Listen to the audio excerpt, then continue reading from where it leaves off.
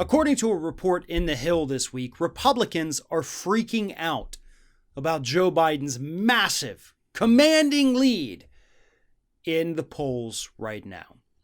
And they should be, because after all, the polls that have come out this week, the first one came out on Sunday. The NBC News Wall Street Journal poll had Biden up by 14. CNN poll 2 days later had him up by 16. A Boston Herald poll out the next day had him up by 21. Joe Biden, when you take the polling averages, has a commanding double-digit lead over Donald Trump. But that's not what's freaking out Republicans. They understand Trump's toast. But they also understand that if the election is close, if Biden only wins by 1 or 2 points, that means that they have a good chance of retaining the Senate. But if it's a commanding lead, if you have 5 to 10 million more people showing up to vote for Biden than they do for Trump, that likely means that control of that Senate is going to swing back the other way. It certainly means the House is staying with the Democrats. And I think at this point that is definitely a given. House isn't going anywhere. Presidency, at this moment, barring anything crazy happening, and Trump is trying to make crazy things happen, but none of it is sticking. Biden's got it in the bag at the moment. Bag could change, bag could fall open. Biden could do something stupid, Trump could do something great, who knows? But we have to understand those are possibilities. As small as they may be, they still exist. So that's what we're looking at right now. But with the Senate, that's up for grabs. Republicans could easily retain it. Republicans could easily lose it. They know for a fact they're getting Doug Jones' seat back.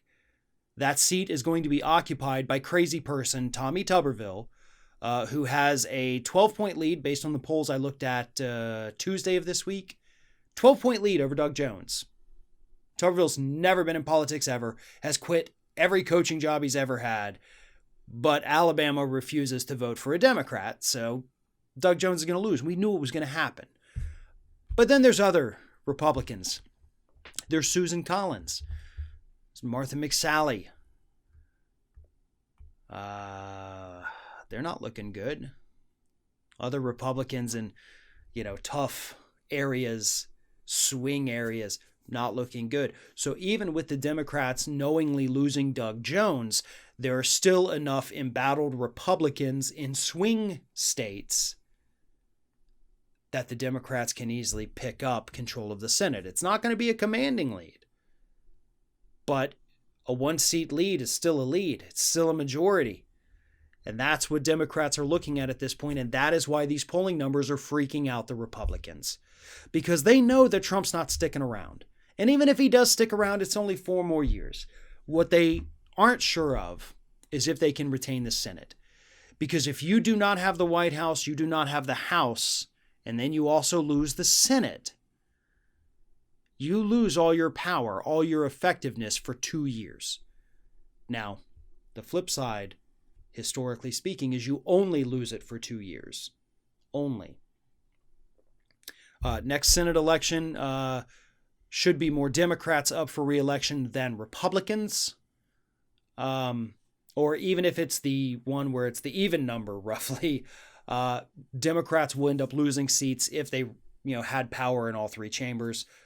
You typically do not see anybody go from having all the power after a power shift to keeping it like that. It just simply doesn't typically happen in that manner. So yeah, Republicans would be losing the control of the Senate likely for 2 years.